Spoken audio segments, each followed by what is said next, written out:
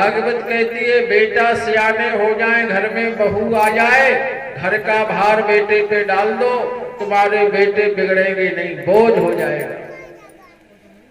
यदि हम ही मालिक बने रहेंगे तो बेटा बिगड़ जाएंगे। कोई बोझ ही नहीं है, कोई जिम्मेदारी ही नहीं है।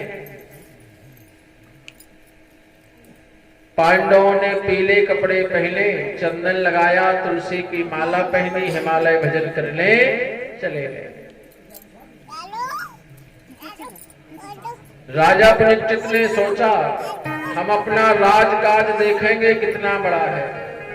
एक दिन घूमने के लिए निकले तो क्या देखा, एक काला कलूटा पुरुष गाय और बैल को पीट रहा है। तात्र गो मिथुनम राजा हन्यमान मथातम। गाय रो रही है और वो गाय को पीट रहा है। राजा परीक्षित ने कहा तू कौन है, मैं तेरे प्राण ले लूंगा। हमारे पांडवों के राज में तू गाय को पीट रहा है। और जैसी राजा परीक्षित ने धनुष बाण चढ़ाया और वो काला कलूटा पुरुष परीक्षित के पैरों में गिर पड़ा। क्षम्यताम क्षम्यताम राजन, हमें क्षमा कर दो, हमें क्षमा कर दो। अरे तू है कौन? बोला अहम कलयुगम नाम, हमारा नाम कलयुग है। अच्छा तो कलयुग लग गया? बोले हाँ कलयुग लग गया। द्वापर में पांडवों ने राज किया और कलयुग में बंधुओं राजा परीक्षित ने राज किया। क्षमा दान सबसे बड़ा दान होता है।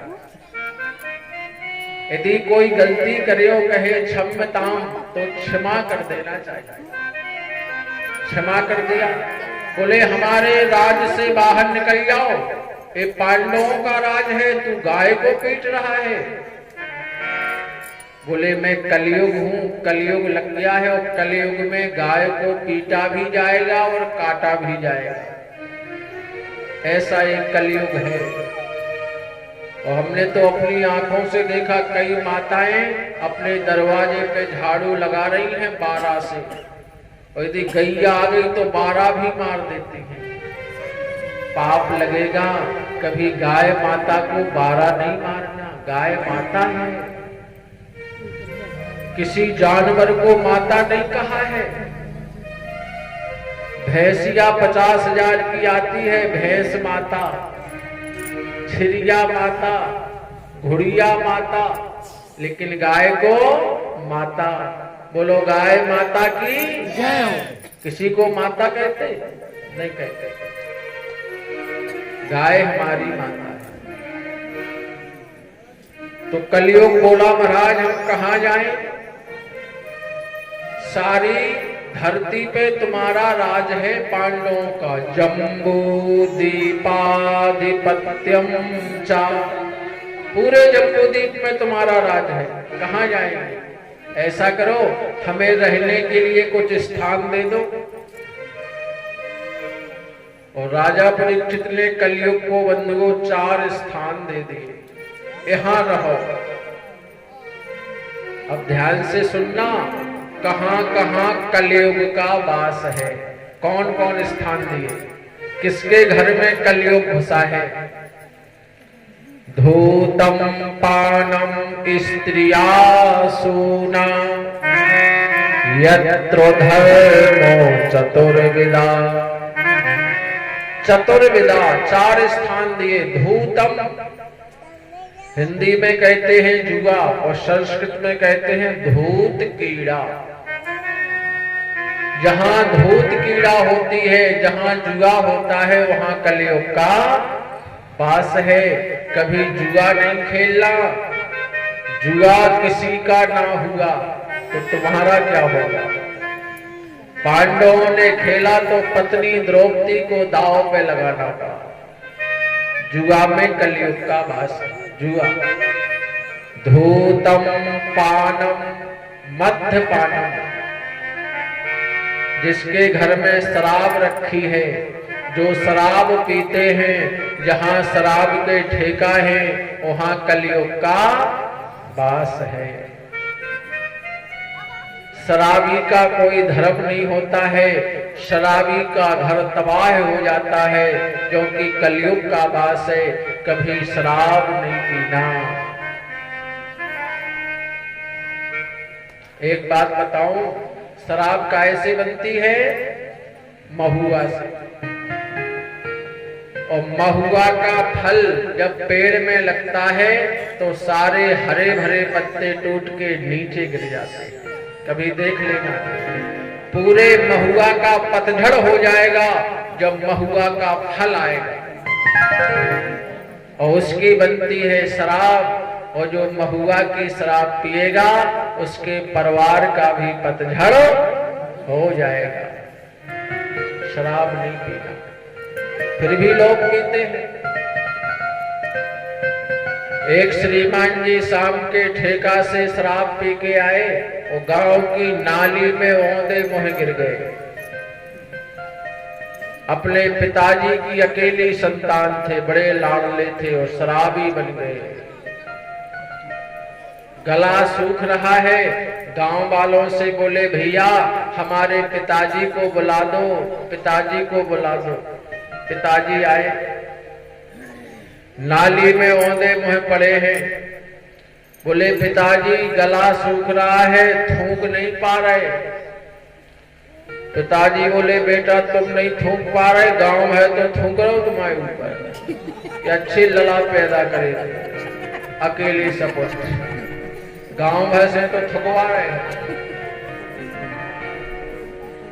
शराब नहीं। बोले जाओ घरे, घर भेज दिया। घर में पहुंचे, किवाड़े बंद थे, अंधेरा हो गया, शाम का वक्त था। इतने में हार से भैंसिया आई और दरवाजे पे ठाड़ी हो गई। अब नशे में तो चूर है, और जैसे पहुंचे सो भैंसिया की पूंछ आ गई, पकड़ गई और नशा चढ़ा अच्छा। और भैंसिया से क्या कह रहे नशे में? बोले गाय पप्पू की मम्मी रोज 2 चुटियां बोलती, आज एक ही चुटिया। शराबियों की ये दशा है, जीवन में शराब नहीं पीना। धूतम पानम स्त्रिया सूना, जहां सूने घर में स्त्री रहती है, नारी रहती है, यानी वैश्या। वैश्यालय में भी कलयुग का वास है। और हिंसा, जहां मांस मदरा खाते हैं, जिस घर में मांस मदरा बनता है, पशुओं को काटा जाता है, मारा जाता है, उस घर में भी कलयुग का वास है। चतुर्विदा, 4 स्थान राजा परीक्षित ने कलयो ददौ दे दिए। कलयुग बोला महाराज हमारा परिवार बड़ा है, 4 स्थानों में हमारा काम नहीं चलेगा, एक स्थान और दे दो। तो पुनश्च याचमानायो, पुनश्च याचना, पुनः मांगा, पुनः याचना की। तो रजो बैरम चा पंचमम, तो एक 5वां स्थान दे दिया, जाओ सोने में भी तुम्हारा वास है। तो ज्यादा माताओं सोना नहीं पहनना चाहिए, सोने में कलयुग का वास है। कहीं हार पहन के जाओगी, गिर गया तो दुख, किसी ने चुरा लिया तो दुख। सोने में कलयुग का वास है।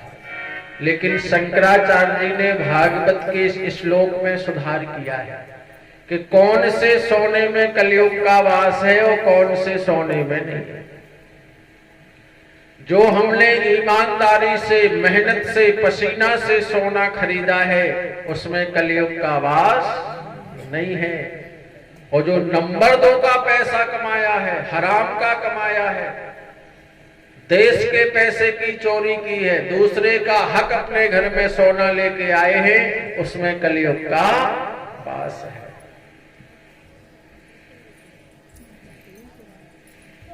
धर्म प्रेमी बंधुओं, हमारे शास्त्रों में लक्ष्मी 2 प्रकार की बताई है, ध्यान देना। जीवन में ये पुराणों की बातें आपके काम आएंगी। एक लक्ष्मी गरुड़ पर बैठती है। लक्ष्मी का वाहन क्या है? गरुड़। और गरुड़ पर लक्ष्मी भगवान विष्णु के साथ में बैठती है, अकेली नहीं बैठती है। वो है नंबर 1 का पैसा, सत्य स्वरूप, भगवान का स्वरूप सत्य है। तो गरुड़ वाहिनी लक्ष्मी जब नंबर 1 की कमाई हमारे घर में आती है, वो हमें फलती है। और दूसरी लक्ष्मी का वाहन है उल्लू। और लक्ष्मी उल्लू पे अकेली बैठती है, भगवान विष्णु नहीं होते। और जो उल्लू पे बैठ के लक्ष्मी अकेली हमारे घर में आती है, वो है नंबर 2 का पैसा, हराम का पैसा, दूसरे का हक का खाया हुआ पैसा। और जब ऐसा पैसा हमारे घर में आता है तो वो व्यक्ति उल्लू बन जाता है,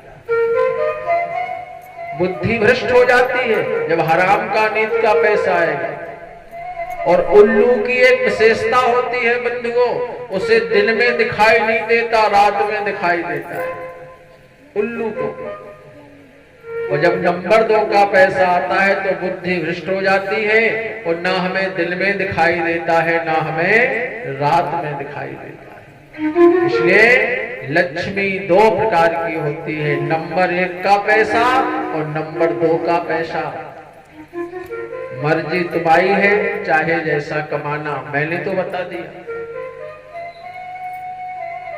कलयुग को 5 स्थान दे दिए। सोने में भी राजा परीक्षित अपने घर में आए, बोले आज हम खजाना चेक करेंगे।